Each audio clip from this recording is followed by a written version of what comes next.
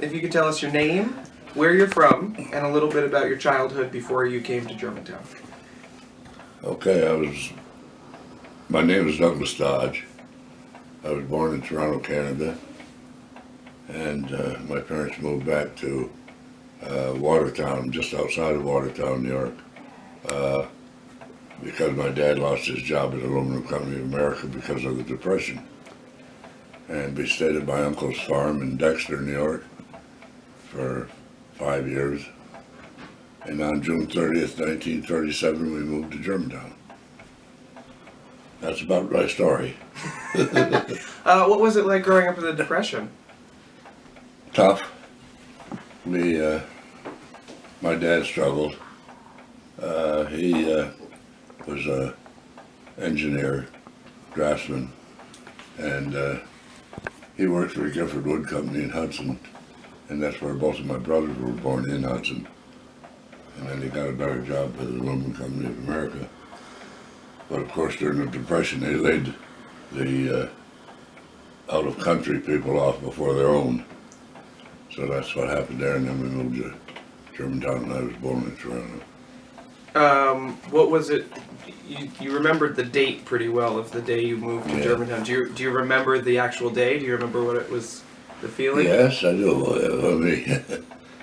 When we left my uncle's place in Dexter, we had an old dog named Donnie, and I don't know how far we got down the road because we were in two cars. Mom was driving one and Dad driving the other, and somehow or other they realized that we didn't have a dog, so they had to go back and get him. And yes, I do remember getting here because the lawn. Of course, I lived right down the road in the farmhouse, and when we got here, the front lawn was about that high, and my older brother, he did all the mowing.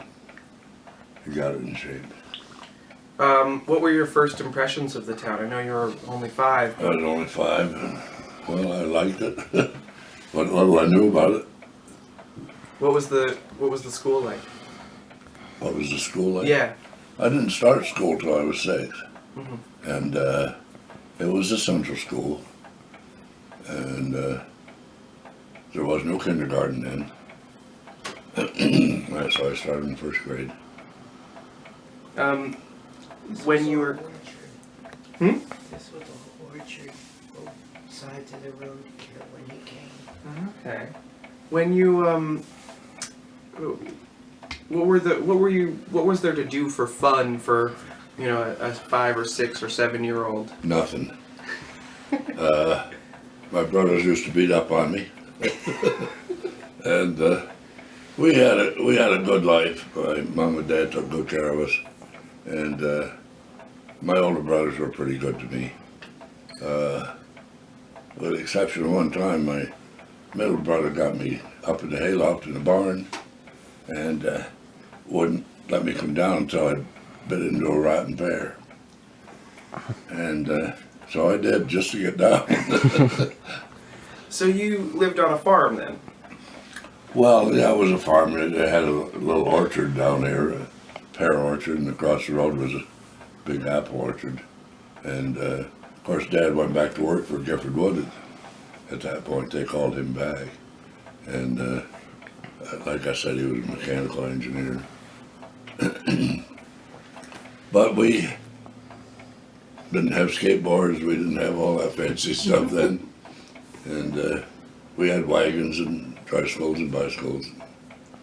We did very well. So, moving into high school, what was the social life like at that time? Really limited. I didn't get out of the town of Germantown at all. They didn't think about going to Claremont or Livingston or any of those. It was pretty much here.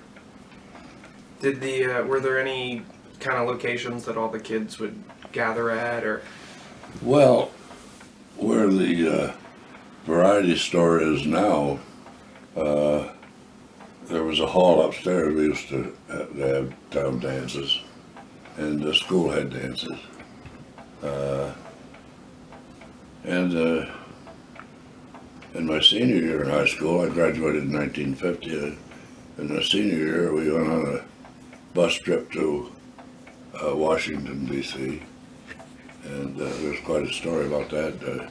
Jay Moore, our former town supervisor, was in the bus business, and he drove an old auto car bus. We got started in Germantown and got to, oh Whoa, that clock is, wow, That's impressive. look at that clock. Can you Yeah. almost let that pass? boy, that's it, man.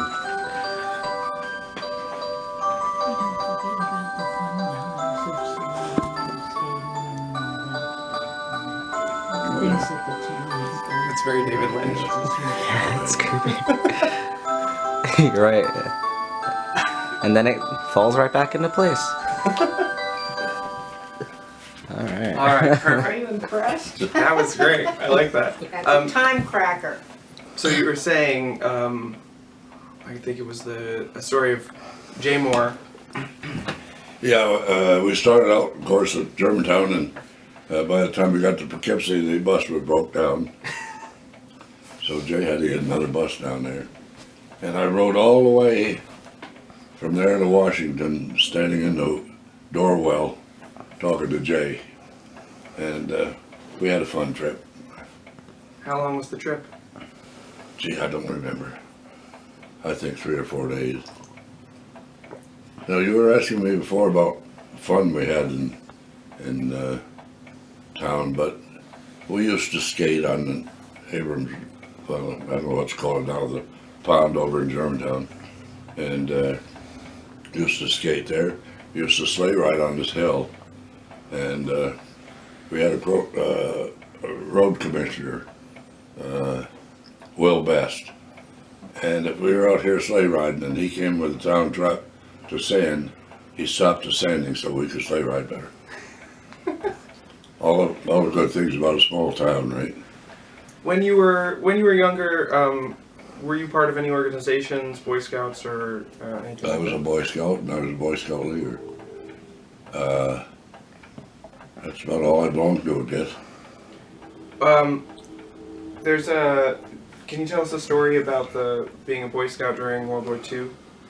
What you're. Well, I don't know if that was part of the Boy Scouts, but I used to be on the airplane watch to identify planes, and they had a little hut down there next to the Legion Hall, and of course the Legion Hall is where we held Boy Scout. But I don't think that was connected with the Boy Scouts. That was something separate Okay. because my parents did it too. What would you do during the plane watch? Like, what was the job? Well, anytime you heard a plane coming, you went out and tried to identify it because they were looking for foreign planes, you know. What was the town like during World War II? What was the feeling in the town? Well, we had blackouts. We had put a shades down. And of course, I wasn't driving at that time, but we had rationing. It was tough to get any sugar. We had stamps for gas. There were several levels of stamps. I think my dad had an A stamp, and that was so we had gas enough to get to and from Hudson for work. And I don't remember a lot of the Depression really. I know that my parents struggled. When you were younger, did you have any odd jobs around town? Yes, I started a lawn mowing business, and I used to get $5 an hour with my power mower. It was an 18-inch motor-operated mower, and yeah, I picked up a few bucks that way. And I think that's about all I did as far as work. I wasn't too ambitious. There's a note here that says shad fishing. Oh yeah. We used to go down the river here and catch shad, and of course the commercial fishermen were out catching them in nets. Earl Disher, one of the old-time shad fishermen, caught a sturgeon about 5 feet long, and that was in the newspapers, and that was quite exciting for us. But later years, as a matter of fact, within the last 15 years, environmental conservation came and caught these shad in nets and milked the eggs out of the male and the sperm out of the female, and sent it all to Susquehanna River or someplace. So our shad population is way down now. What did the river look like then? I mean, Well, for we someone who wasn't there, couldn't see it. What did it look like? Well, at that time, the pier that runs out from Cheviot, you know where that is, was complete. They weren't having any. That's where the wagons and trucks used to go down and out onto the pier to put produce on the night boat going to New York. And we used to swim down there. There was a cider mill and a cooperage shop. And the old man, Mr. Sherman, he wasn't too crazy about kids. But the thing that impressed me about him was one day I was down there and he opened up a hole in the floor and dipped me out a big scoop of cider. And that always kind of impressed me. What about cold storage down there? Do you have any memories of or You're dealings? talking about up on Main Street. There's no cold storage here. Right. Well, the only thing I know about that was the one that burned down and was taken down. I worked there as a high school kid stacking fruit.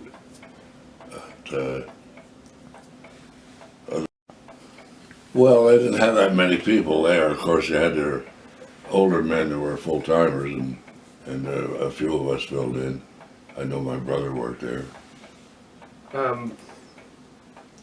There's let's see here. What about the drive-in movies? Where were the drive-in movies here? Well, you had to bring that one up, right? I did. That's a good one. There was a drive-in theater out there in Bell's Pond, and I had a real close friends that kind of watched out for me. I'd go visit them, and I'd have dinner with them once in a while. They decided they were going to go to the drive-in theater one night and asked me to go with them, so I did. We got part way there, and I said to Rich, "Why don't you put me in the trunk? You won't have to pay for me." So he was full of hell. He did put me in the trunk, and as they were going through the booth to pay to get in, I started singing. And Rich got kind of a funny look from the guy collecting the money. But that was, see, I was a perfect kid anyway. Did you ever get in trouble around town, or were you? No, I wasn't allowed to. Why is that? My parents wouldn't allow that. Let's see. What about? Can you stop us a minute? Yeah, of course. Sally's trying to tell me something. Yeah. I keep trying to tell you to expand on what you got, because you got some good stories and you're not telling them. Like what? What work you did. Part of it was painting a tower up at Olana. That must have been kind of exciting. You might have been a little bit scared, and you left your name up there. The observation tower up there, my initials are, my name is scratched in the wall. Can you tell the story about that experience? Well, that was when I came home on leave from the Navy, and didn't have much to do around town. All my buddies were gone, and I went to work for George Millington. He was painting the window trims up to at Olana, and I did that while I was home on leave. And there's some beautiful views up there. Have you been there? Yeah. Yeah. Did you volunteer to go into the Navy, or were you drafted? Yes. No, I volunteered. What was that? I left for experience? the Navy 3 days after I graduated from high school. What made you want to do that? Well, there wasn't much around Germantown to do, and I just thought that was a place for me. Yeah. What was the experience like for you? I enjoyed it. He was homesick too. He got seasick too.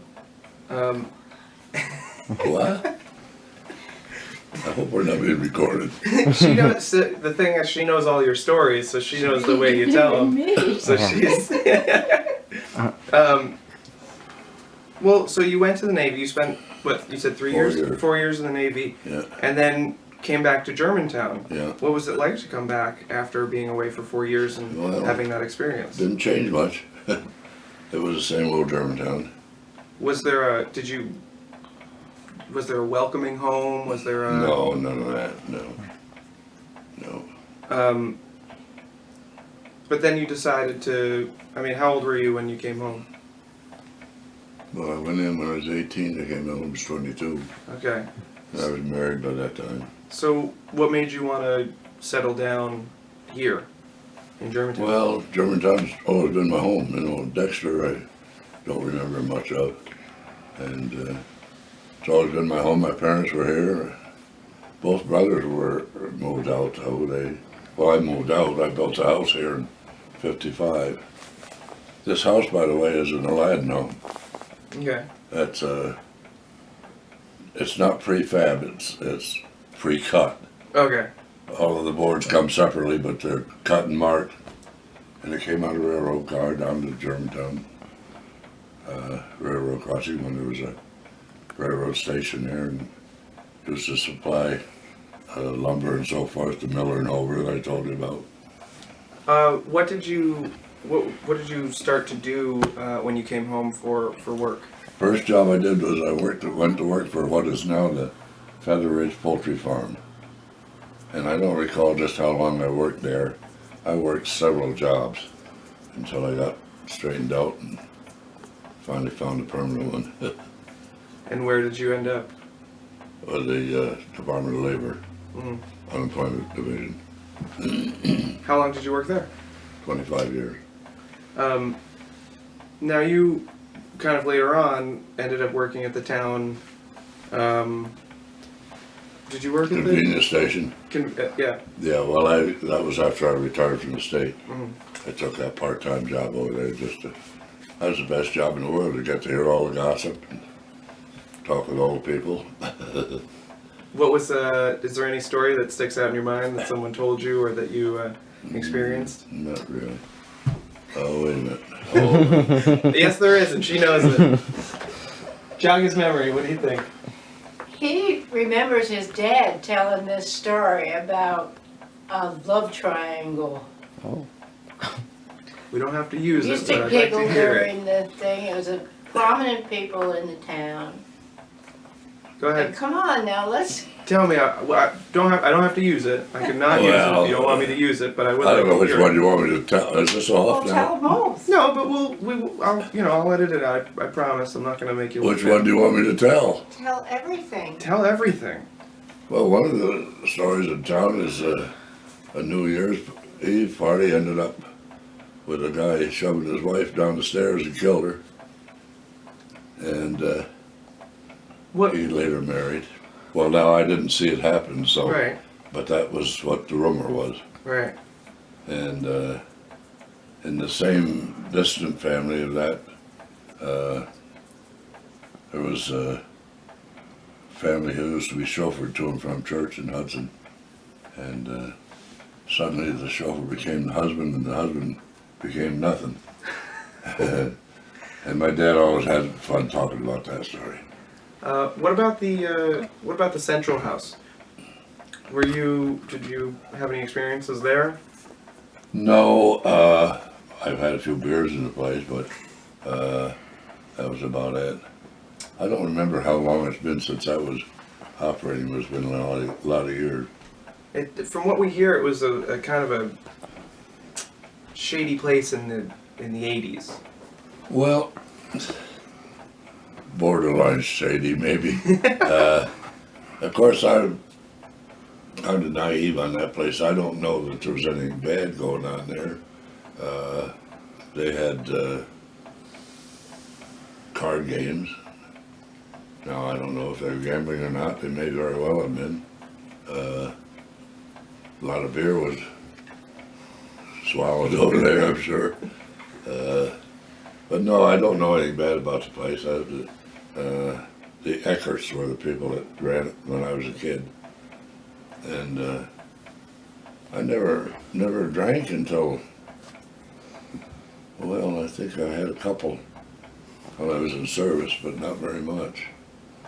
You wrote a note. Oh boy. You were a Everybody got popular it, huh? man. Yeah, right. Probably built like it.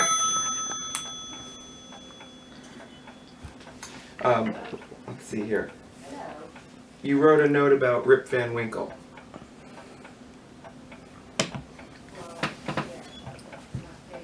What the hell's that? It's just some Sally's work. It's okay, that's Sally's Yeah. work. Or do you have any stories about Lawler's store? Yeah, I'll have to squeal on myself, I guess. Sure. Ray and Agnes Lawler ran that store when I was a kid, and they had pinball machines and a kid hangout. And I think between Ray and Agnes, they kept a lot of kids from going to jail. They were really great people. And the one thing I remember most, Agnes was a short, fiery redhead lady, and she could tell you where things were. And she caught me stealing a penny candy in there one day. And she said, the next time I find you doing that, I'm going to tell Gretchen, who was my mother. So that kind of stopped my stealing the rest of my life. Do you have any stories about, you wrote a note about beekeeping? Oh yeah, Dad started beekeeping when he retired. He retired at 62. And he started beekeeping, and I got into it with him. But at one time we had about 120 hives, and sold quite a lot of honey. But honey then was, at a high price, was 75 cents a pound. We just ended up paying $13 for 2 pounds. You want me for something? I'm just trying to figure out what you're talking about. There's a note about your mom and dad's dining room. Oh, yes, their dining room was a schoolhouse. It was down in Cheviot.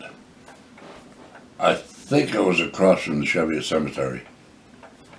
And they moved that up here, and there's still, as far as I know, wainscoting in the dining room had kids where kids had carved their initials in the wainscoting. Wow. So, What about the post office in Cheviot? well, I was just there was a small store there and the post office. Ray Roberts used to be the clerk in the post office down there. That was in the former McLean house. They had an addition added on there, and they had the post office there and a little store. So, Yes. since you were kind of on the outside of the town in Cheviot, how often would you get into the village?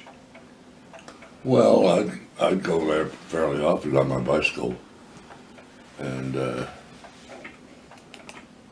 you know, as I said, we played pinball machines, and Lawler took good care of us.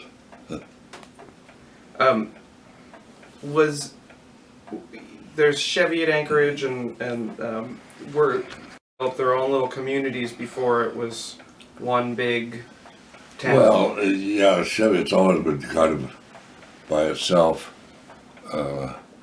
As I say, there was that little store was there, and the post office was there, and of course Humankind Weldrum was a big employer in Cheviot. They had, I think, 7 well drilling machines at the time. And then of course there was a cider mill down there, and the cooperage shop, and there was also, before my time, they used to sell coal down there too. And not an awful lot to tell you about Cheviot. Cheviot even has its own accent. Does it? Now, you call yourself or you joke about yourself being the mayor of Cheviot. Mayor of Cheviot. Why is that? I'm just kidding. Just kidding. Do you feel though that this is kind of your Yeah, area? I think so. Yeah. course, there are people in Chevy still are been there a lot longer than I have.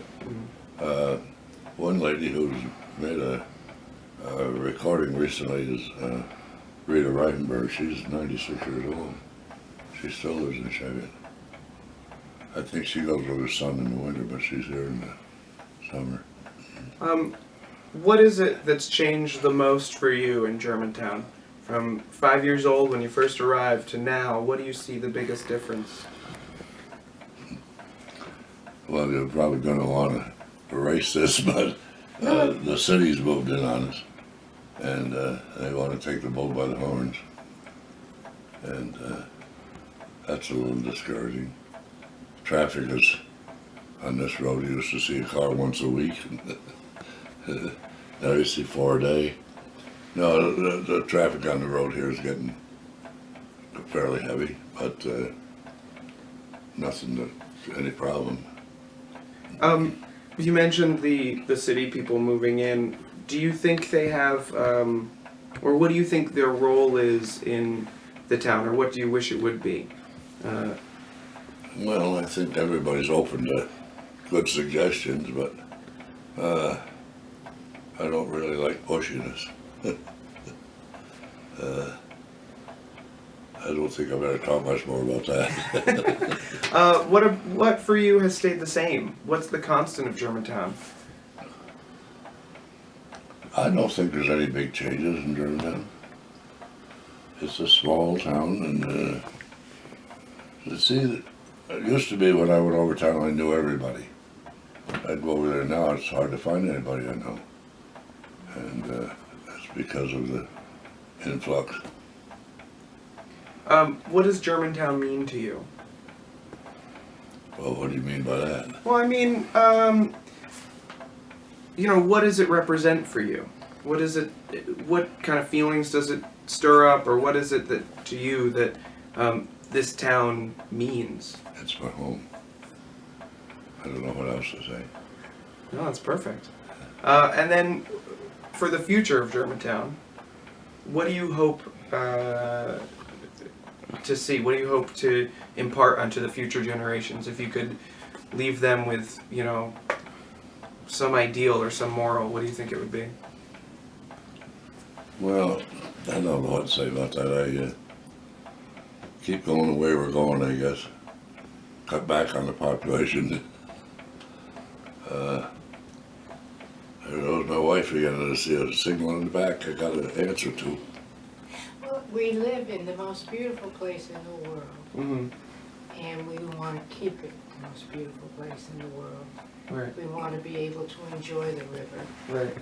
and the apples and the orchards and the people that we live with. And that's, I think, what he wants to keep. When we go away, we always can't wait to get home. About 5 days is as far as long as we can be away from home. And then we have to get back, and we wonder why we ever left, because that's the way it is here in Germantown. I start getting homesick around Tivoli. Yeah. Yeah. Is there anything that we haven't talked about that you would like? I mean, this is not only for a documentary for Germantown, but it's also to kind of preserve, the stories and the feeling of the town, the way it used to be. Well, If there's anything that you think would be beneficial to the future generations hearing, I'd love to provide it for them. well, I don't think I have any suggestions. Oh boy, here What we do you go. got? Well, some of the experiences that we've had as residents of Germantown have been the care that other people have taken and their concern for us. When our son was going through bad kidney failure, and we had to get him to the hospital in Albany right away, it was a blizzard. And the highway department supervisor took the snowplow and saw to it that we got up to the bridge to get to the thruway, to get up to Albany. And this was nighttime blizzard. We just followed the plow. That's one thing. Another thing, the fire department helped us out when we had a terrible emergency. Our soccer ball went in the drain out under the driveway and was stuck in the drain. And they came out and pushed it out with the water, with the hose. There's things like that that you don't get in a big city. And also our telephone company and our cable company is local. So we always get good service. And one of the reasons probably is because we know where the president lives. Do you see that the town might be, I mean, do you fear that it's going away from that? Or do you think that it's just... Well, what I'm afraid of is a division between city people, or cityites, as we like to call them, and the country folks, or rednecks, as they like to call us. And I think that we both can benefit from each other. And that's what I want to see. Yeah. They'll have good ideas, and we have good ideas. And I think we really want the same thing. It's a matter of how we get there. Yeah. That's what we're looking for. Perfect. Thank you guys very much for letting us come in and talk to you. I really appreciate it. Good enough, huh? Yeah. Why am I a star or what? I'm gonna put your name on the Hollywood Walk of Fame, I'll tell you that. I think what you should do is get a couple of the old guys together. Yeah. Have them talk to each other. We wanted to do that. We were actually gonna do something at the firehouse, but it just didn't pan out. That would have been a fun. I would have liked to put a couple cameras down and just let them roll on Yeah. a couple of the old guys talking. But I think we're getting a good snapshot of what the town is and what the town was, and it's nice to see people care enough to be willing to sit down with us. Nick, I gotta be excused. Yeah, of course. Here, let me get this from you. To talk Oh, to Jim A little bit. for that, and the things like you can see Rip Van Winkle's silhouette. Right. But I think that's actually. I mean, it's great to introduce it then, but I think the most important time to do it is high school. I think that's a really important time to get kids to get involved, because then they're becoming the age where they can become involved in the community and feel a connection. In 4th grade, you're what, 9 years old, 10 years old? You hear all this legends Right. and Yeah, which is a great time for that, but I think the actual history should be talked about when they're in high school and they can then become part of the community. At 10, fourth you're grade, still you not... have to get the sense of place. Right. And then when you have that sense of place, then you start to become interested in what's happening around you Right. now. And I think this will give the older kids, or the kids who are graduating, or the ones who have just graduated and are still in town, a deeper connection to the history, because they're seeing the faces that they know and the people that they have a connection with talking about the history, opposed to reading a book written by some guy about the Palatines or about what. Now they're seeing Helen Henderson talk about the Depression, or Pete Finger, or you talk about the planes going overhead and counting the engines. Isn't that